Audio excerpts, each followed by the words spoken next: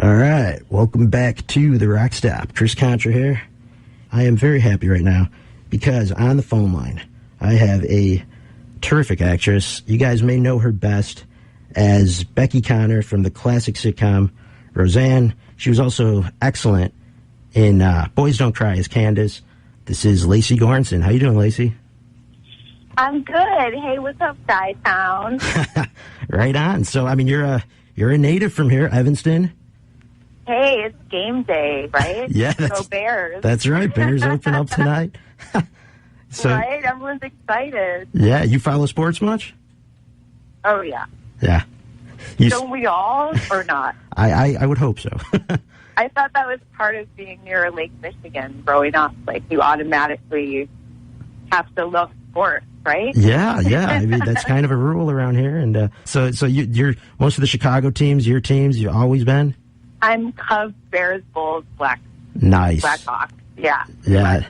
A lot of success with those teams lately, too. I mean, the Cubs finally win the World Series. Well, I'm a little nervous about our Bears this year. I don't have a lot of hope for us. I hope that the Bulls will pull through, but, you know, one thing at a time, Right on. I hear you. So, we got I want to get into the whole Roseanne, I guess they're calling it a revival. Yeah, revival, reboot. Right. I heard a lot of things about that. So I definitely want to get into all that. But first, let's just take me back to 1988 when you landed the role of Becky Conner. I mean, how did that happen? I mean, did you feel good after the audition process? I really wasn't that invested, frankly. I think I was more excited to go downtown Chicago and audition than to actually, like, get the part. You know, like, it felt like so adult to do something like that. And I always, you know, living in Evanston, every time you drive downtown, it just seems so epic. And, but yeah, I guess I wasn't too invested. One thing that I noticed is that a lot of the girls waiting to audition had like a lot of makeup on and their hair was done. And I wasn't like that at all. So I thought, oh my God, I really got to step my game up. Granted, I never have since, but so pretty wild. Yeah. So after you got the role, and then you tell me about the first time you met Roseanne. I mean, she was a stand-up comic. This was really her first time on TV as well. And, I mean, I was kind of new for all you guys. Well, I had no idea who she was. And, you know, I had no idea what the show was going to be like. And so when I was out there, you know, and at the time, you got to think of all the sitcoms that were going on. All the mothers were very kind of put together. You know, they were very glamorous. And then walks in Roseanne with no makeup. And I was just like, oh, my gosh. Like, that's the star of the show. I mean, I could not believe it. I was in shock. Yeah. And then she started talking, and she was just, you know, ridiculously funny and great and down to earth and a little crazy, but wonderful. Yeah, I mean, that's what makes her so endearing to so many people. She was so relatable, and that whole show was. I mean, it just had a very genuine feel that, I mean, a lot of sitcoms can't capture the feel that you guys had in that show. I know, and I think it was the whole climate, too. I mean, you know, now I don't know how many families kind of sit in front of the TV together anymore. I hope that they do, but that was something about our show that I thought was almost like a mirroring. And so it was kind of cathartic, I think, for families in that way who had trouble talking about certain difficult topics and maybe who are going through things and realize that you could have a sense of humor about it. Right. And that it could be funny. You know, that no one was alone. Yeah. And I'm really hoping with this reboot that some of that comes back. Maybe people that grew up with the show will now bring their families together and have kind of a ritual and say, look, this is this family, and, you know, we can share this together. That's what I hope. Yeah, that'd be great. And I know a lot of the parents that are going to introduce their kids maybe to this reboot. I mean, I'm sure the kids have seen the show because it's on all the time. I mean, it gets a lot of play, and I still turn it on. I mean, I've seen every episode. You know, I think a lot of people have. I haven't. You? I haven't seen the ones after I left. So, right. Sometimes something will come up and I'll say, oh, that happened? I missed the whole winning the lottery thing. And yeah, I mean, a lot of people do see the show kind of jumping the shark. I mean, to be honest, I mean, maybe I'm a little biased here, but I do think when you were on the show, it was the best years of the show. I mean, it just seemed to be the most relatable. Yeah, I guess it kind of got meta, and some people really dig that. Some people like when things get a little more wacky. Right. And, I'm a little more old school myself. Yeah. It's hard for me to say, oh, yeah, of course it was better when I was on it. That doesn't sound right. Well, that's why I guess you got people like me to say things like that. Right. I'll live vicariously through what you're saying. Yeah, so, yeah, right, they won the lottery. Yeah, so you just kind of, you didn't have interest. I mean, I can understand that. I mean, if I was on something and, why keep watching?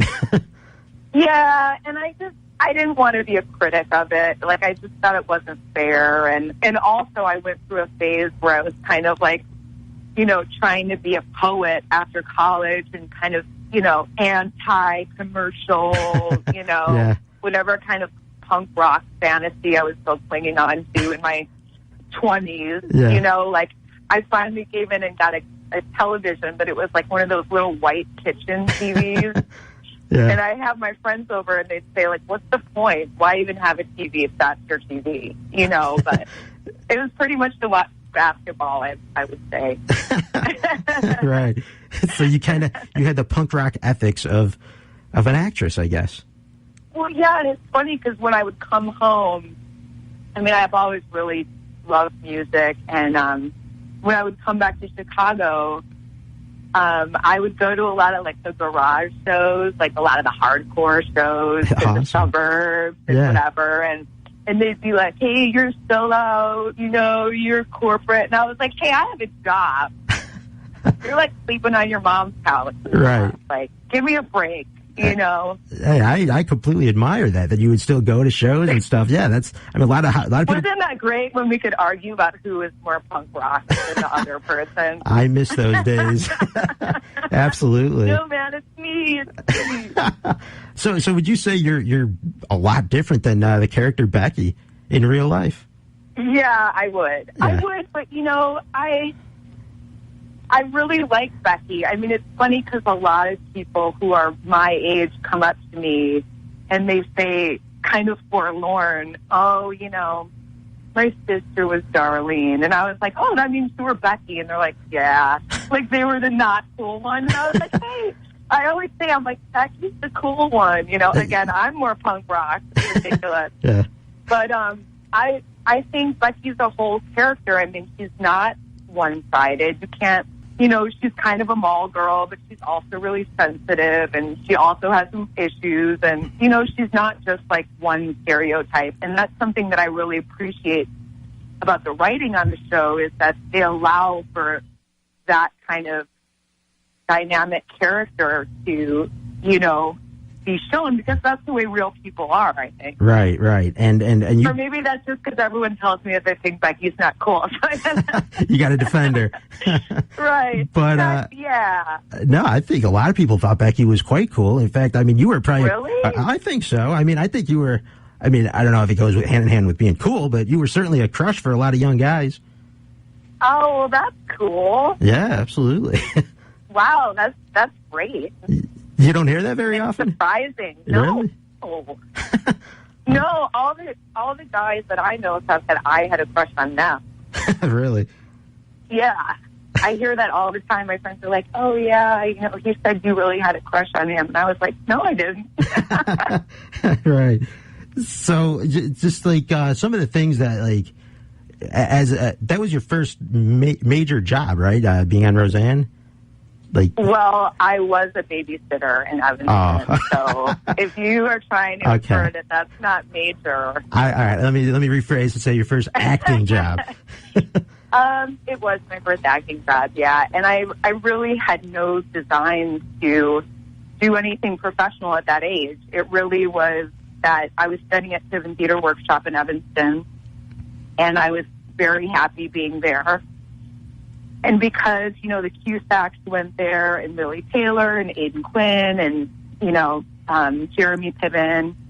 Yeah. They were affiliated with an agency, and so they would have open calls. There were projects like, maybe John Hughes or whoever was shooting locally who just wanted more of an authentic Chicago vibe. Right. And so that's why they kind of turned to the workshop, because it was a credible place to study. And it was kids that were more interested in just the work rather than just going for the carrot and going for the job. And I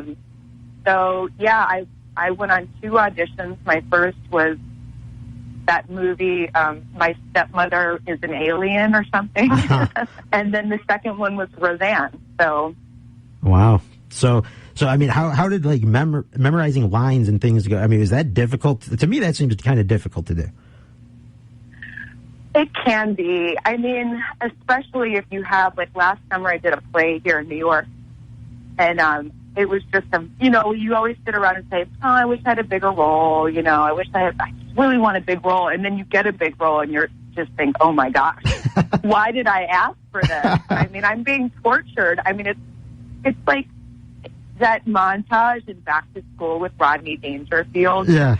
When he's studying for the final exam. Right. And he's like on his bike studying, and he's walking and he's studying. You know what I mean? Yeah. Like, that's the way it is. Like, your face is just in the script. Right. Oh man, yeah. That's a lot to do sometimes. But you handle it great. I mean, everything you've done that I've seen, Boys Don't Cry, I want to get to that too, which was a terrific movie. I mean, when you read that script, did you know how big that movie was really going to be? I didn't, but, I knew kind of some of the creatives around it. I knew it was Killer Films, and they were doing some interesting stuff. And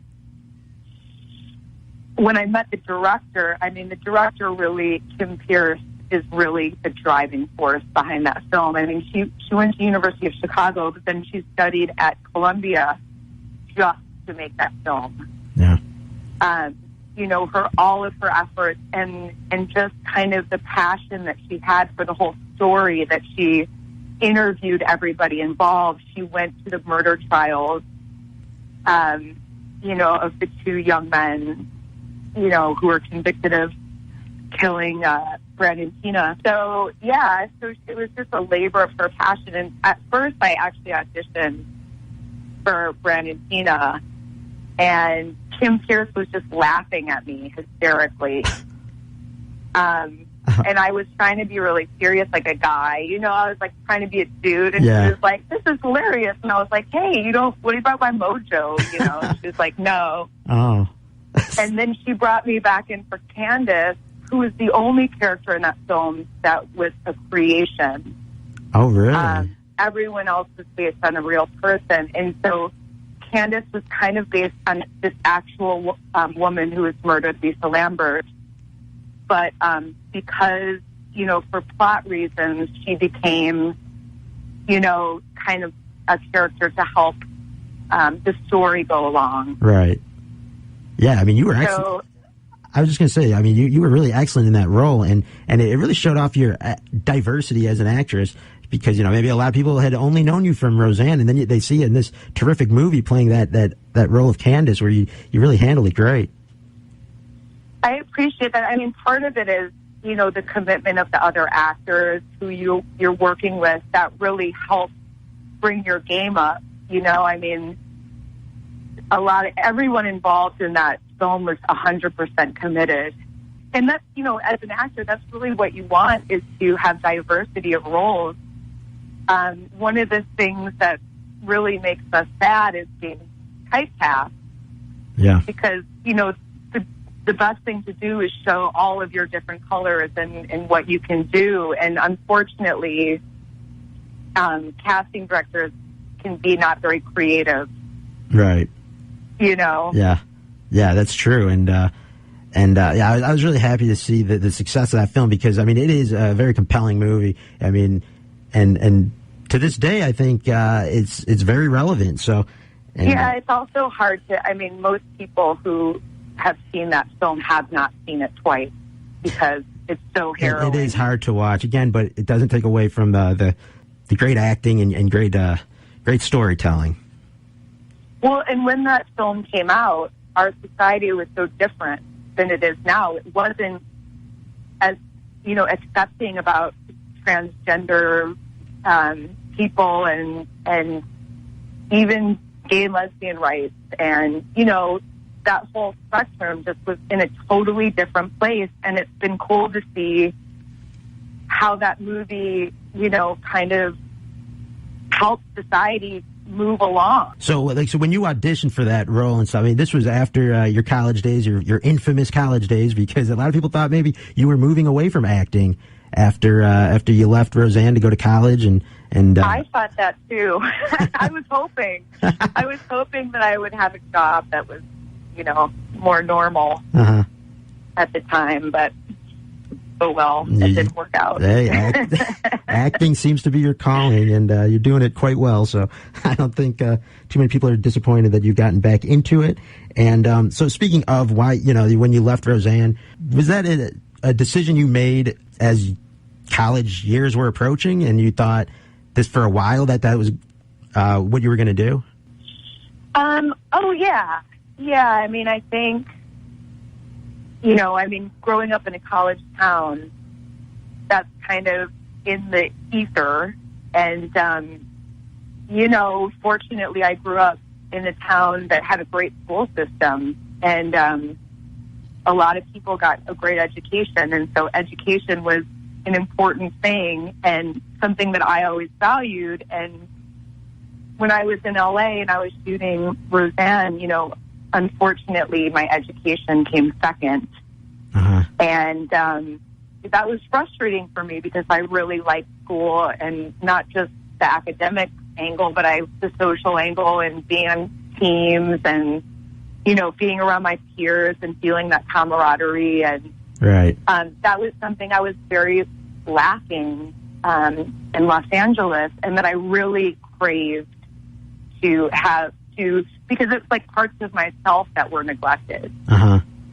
You know? Yeah. And so it was something you always kind of thought about doing. I mean, you knew the show. I mean, when you first started, I mean, I was sure you couldn't predict that how successful it would be and that it would go, you know.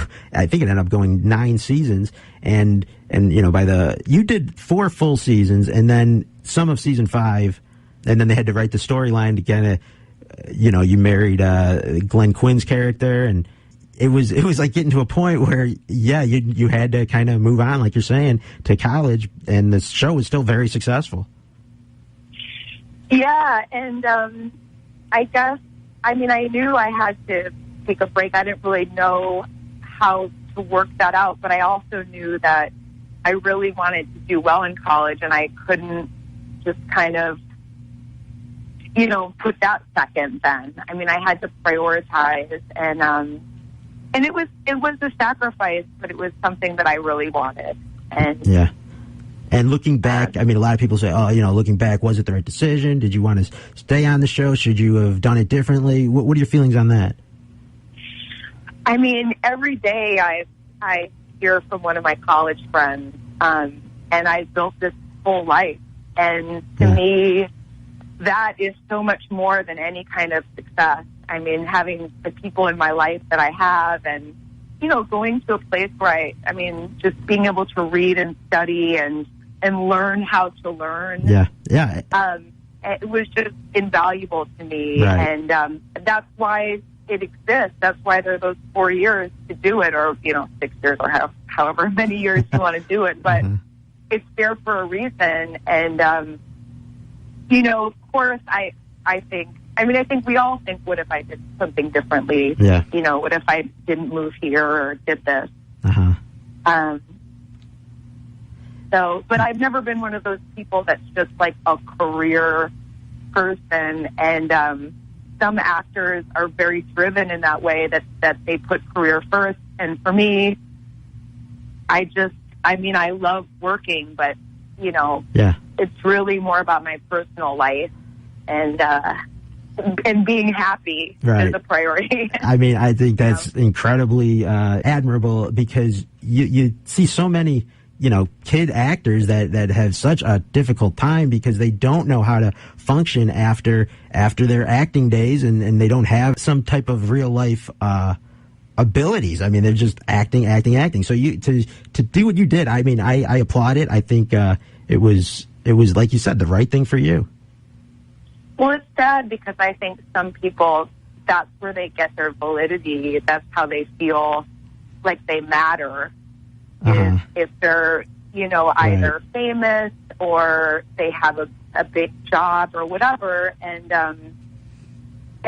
that's something that you just, even if you can sustain that, which nobody really can, even if you could, it's not really, it's kind of like putting a little Band-Aid on a gaping wound almost. Yeah. You know what I mean? Yeah. That's not really what it's about. What it's about is feeling insecure and not saying I'm valid whether I do this or not. Right. Whether I change careers, whether I'm famous or not. And that's a hard thing, especially in our culture where we worship fame in such a crazy way. Right. I think a lot of people's priorities are completely out of whack, and maybe it's not even in fame. I mean, just social media alone. I mean, that people, are validated by how many followers or subscribers, things like that they have, and it is a twisted reality.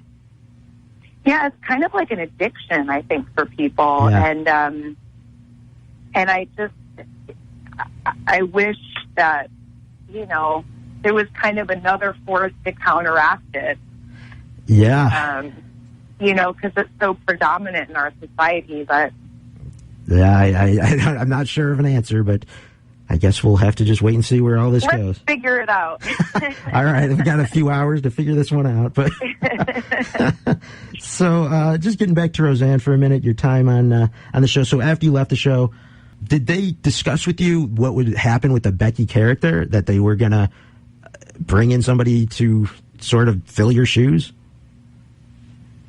I don't know if I was in on that. I think maybe I heard about it, or I don't really recall.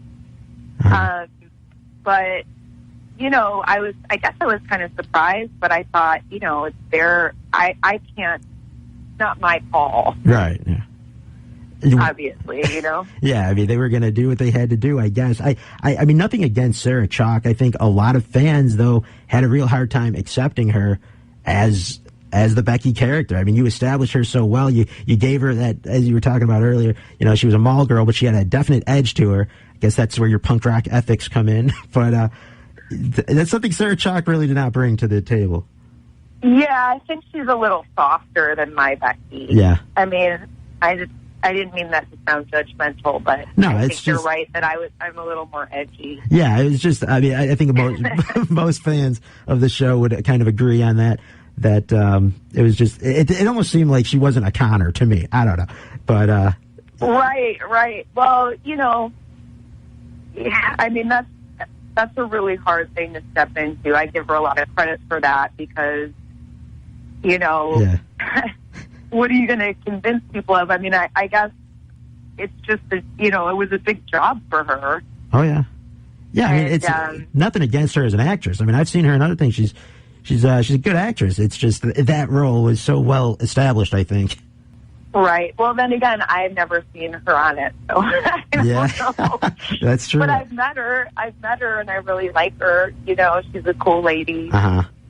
And then now with this Roseanne reboot, she will be in it. You'll be in it. Can you spill any facts about who she's going to play? I mean, of course, you're going to be back as Becky. I have only heard rumors. I mean, what I can confirm is that I guess Darlene has some kids, and I guess DJ has some kids, or a kid, something like that. But it's a big mystery. I mean, we start shooting the show in early October, and so I have all this time to speculate. Which, sometimes I'll text Sarah Gilbert, because she's producing the show. She's one of the producers. Yeah. And I'll just try to kind of needle her and try to get some intel out of her, But the writers are writing, so it's like, what are they doing? Yeah. What's going on? A lot of people are really looking forward to it. I mean, it's been 20 years since since the show's been on the air. So, I mean, a lot of people are wondering what happened to these characters. And no pressure, right? Well, it'll be interesting, the idea of, in a way, walking into something that I know, in a way, walking into something totally new. At the same time, it's just probably going to be very bizarre, but... Yeah, but, I mean, will it bring you some sort of maybe closure to that character? I mean, I'm saying maybe this is an 8-episode run so far, so, I mean, I don't want to say closure, but to go back and revisit her, I guess, would be a better way to put it. Well, it was interesting because Sarah asked all the actors to kind of give a breakdown of where, we thought our character was, and I was really surprised about how easily it came to me.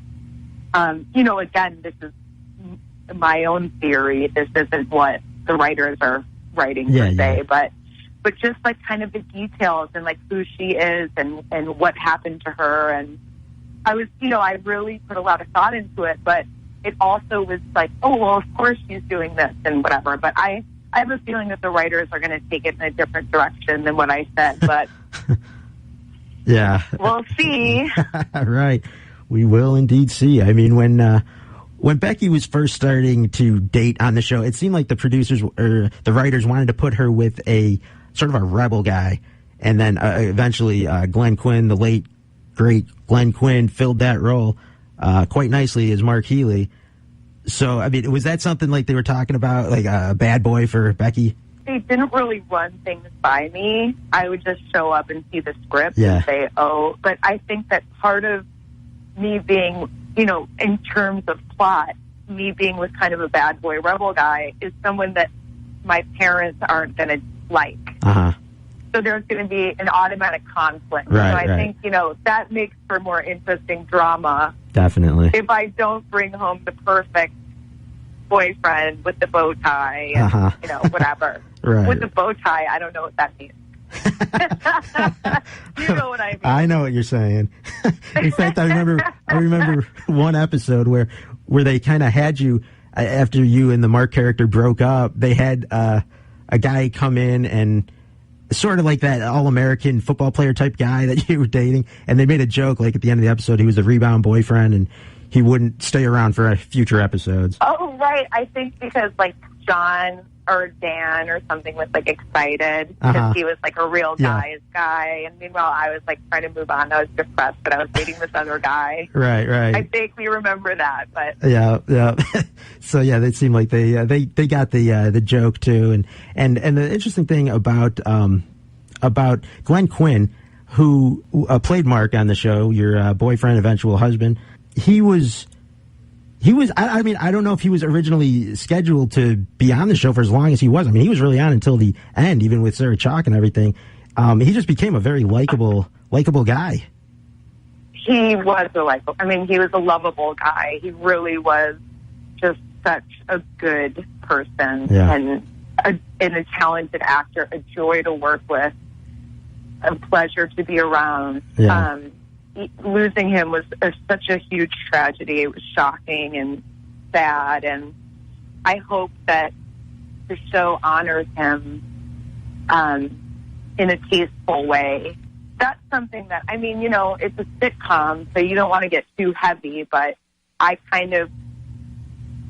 think in my mind that it should be that he is gone and that Becky's dealing with the loss. That's not very funny, right. But I think that happens to people. Yeah, I mean, it's real. It's part of life, and unfortunately, very tragically, things happen. And the thing about Roseanne was the TV show is you guys weren't afraid to tackle some heavy topics. So it's right, which is one part of the show that I really like is that you have that balance of. There's actual drama. It's not just kind of surface comedy. There is depth. And, I mean, there has to be with the cast that we have because the actors are so talented and, they just aren't one-noted actors. Right. They couldn't be. Yeah, exactly. So, when you returned to the show, I mean, you left in season 5. You came back for a few pop-in appearances, season 8. What was that like? I mean, was it a completely different feel? Not really. It just seemed like, part of it was I was thinking, part of it is they offered me a good amount of money, frankly. My high school roommate was flipping burgers on Cape Cod, and then I got an offer, and I was like, I probably should take this as my summer job, That's a good summer job. Yeah, it's a pretty good summer job, but I also ultimately wanted to go back because I kind of felt guilty maybe that I abandoned the show. And I really did, and I didn't want people to feel like there was bad blood on my part. But what happened was, I thought that it was totally, with an understanding that my breaks from Vassar were going to be, I was going to be out in LA, and it was going to be very clean, and, we know the week's off. Yeah. But it wasn't like that. It didn't become like that. And, I had such a heavy workload. I was doing my own performance art piece. I was on the rugby team. I was in the school play. I had, 10 English papers to write, and I just couldn't squeeze in flying to Disney World for the weekend and shooting the show, Right. And it just, I had to prioritize. I could have said through college, I'm going back, but I really wanted to see it through, so. Yeah, it was good seeing you back, but I see your point.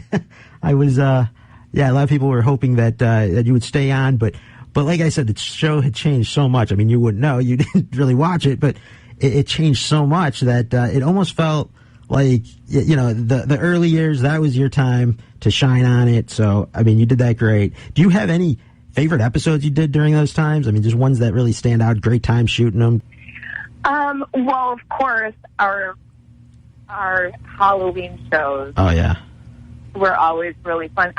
I'm hoping that they're going to change their mind. They said no Halloween show coming up, and I'm very disappointed and sad about that because that's a surprise. It was so much fun. I mean, people love the Halloween shows. They were like a staple. But it's a joke. It's a joke with the cast that the family would have to save, like $100,000. Like this middle class family would have to spend, the majority of their income saving for Halloween because everything was so elaborate. Yeah, right. Never thought of it that way. Yeah, but I mean, holiday episodes, things like that were always.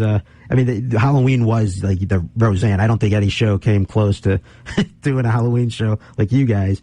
But right. Those were great. Certainly memorable. I mean, ones that just come to mind for me. The episode where you and your friend got drunk, you got in the liquor cabinet.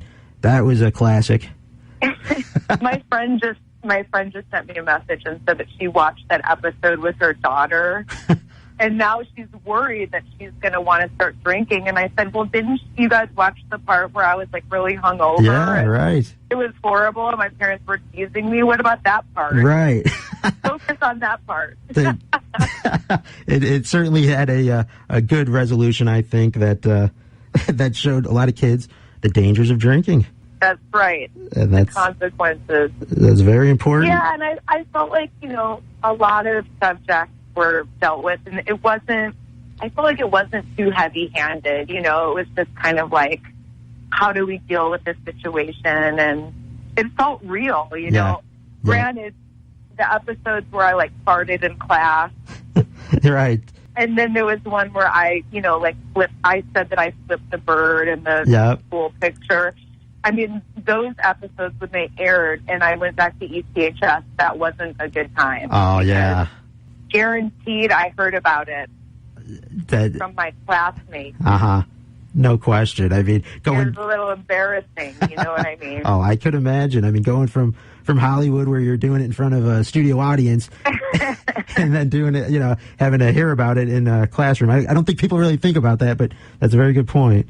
Something the whole world could have known, but as long as it just shouldn't have shown for just in Evanston, then it would have been fine. Yeah, just those episodes. But, unfortunately, I'm used to embarrassing myself, so it wasn't that Yeah. Wasn't that crazy? I guess that's just another part of growing up. So. That's right. Yeah.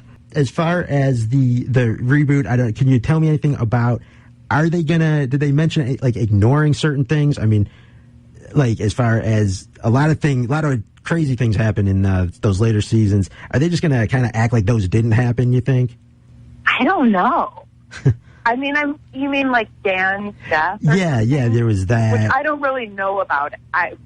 Someone told me that years ago, and I was like, really? That happened? That's so awful. I think that, I guess there was like an article in the Wall Street Journal a couple of days ago about some of these reboots and that they're changing the plot in order to make sense of it. There's like, revisions.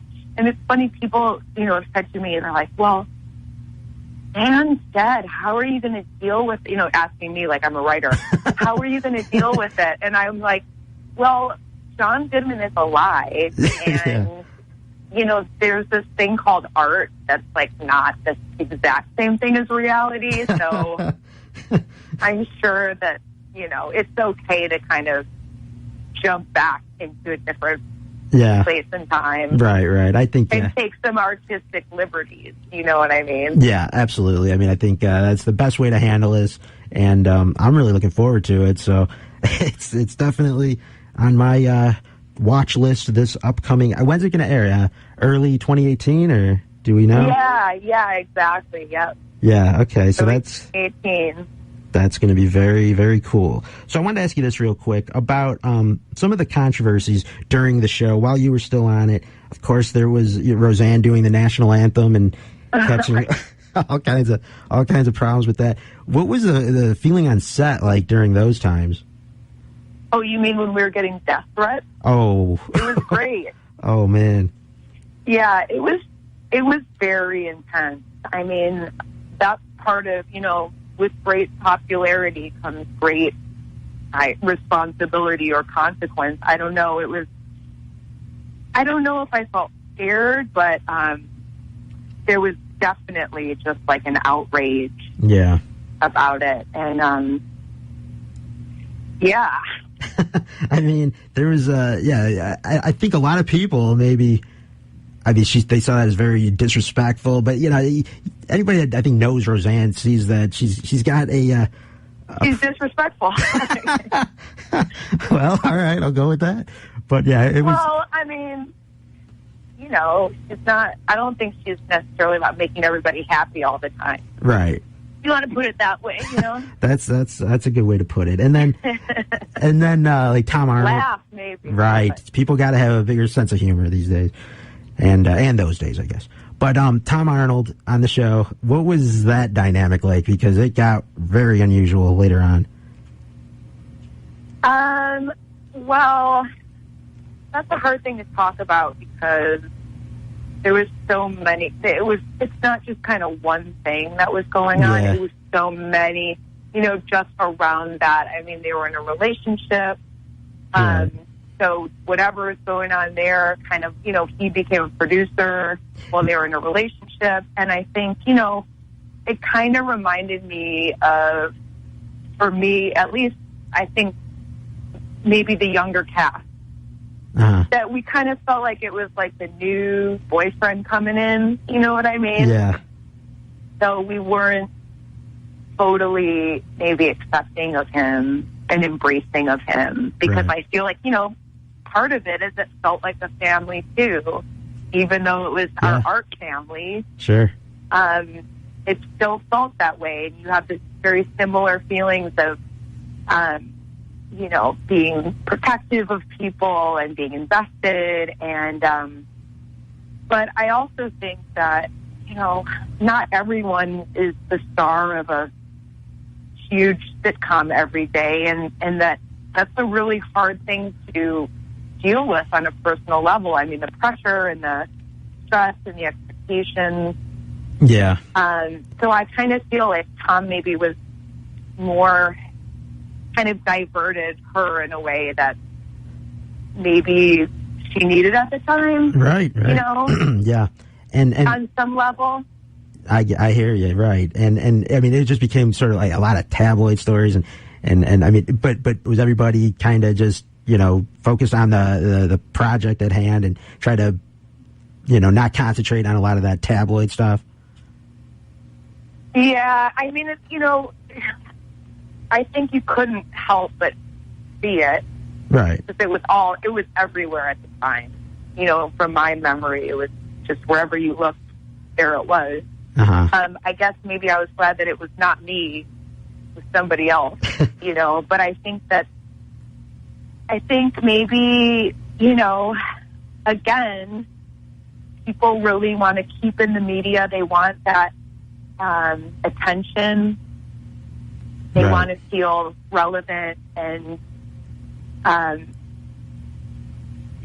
don't know. I mean, I don't think Roseanne's remotely like that now. I think she's much more mellow and grounded. And is not starry-eyed, Right. She's been at it for quite a while now, so it's she's got that under control pretty good, I think. So before I let you go here, we're talking with Lecy Goranson here on the RockStop. Hi, Chi-Town and E-Town. Right on. So Bears, let's do it, Bears, if you can hear me. Got Lecy Goranson cheering for him. Grab a Giordano's pizza in an old style. And absolutely. I just had that last night. It happened. Did you? Yes, I did. I'm so jealous. I've flown them here. Yes. Yeah, they have that. Yeah. In desperation, they've arrived. And it was like having a child. I was move my freezer. I mean, it had its own shelf. It was like a sacred object. And it was funny because I heated it up. And at halftime, at my Bears bar, we were watching the game. I brought it in. And I also got a Lou Malnati's for all you Lou's fans. Uh-huh. And everyone, and this woman, they knew it was Giordano's. They knew it was Lou's. They knew it was authentic. And this woman comes up to me and she starts to cry and she says, I know you're a Giordano's person, but you thought of me and got Lou's, and I really just can't thank you enough. Wow. See? Great food brings us together, I think. No doubt. No question about it. Yeah, deep dish pizza. That's it's definitely one of the great foods of our time, I think. No doubt. I just wanted to ask you. You mentioned Sarah Chalke. You didn't watch her as Becky, and you didn't really. I mean, did you?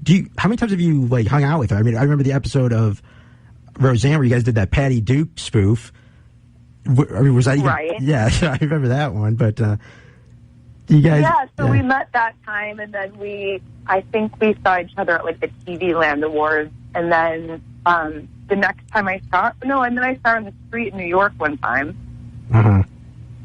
And then we were on Amy Schumer together last year, and that's when the first time we really sat down, because we went out to dinner afterwards. Yeah. And that was really great. Yeah, that's cool.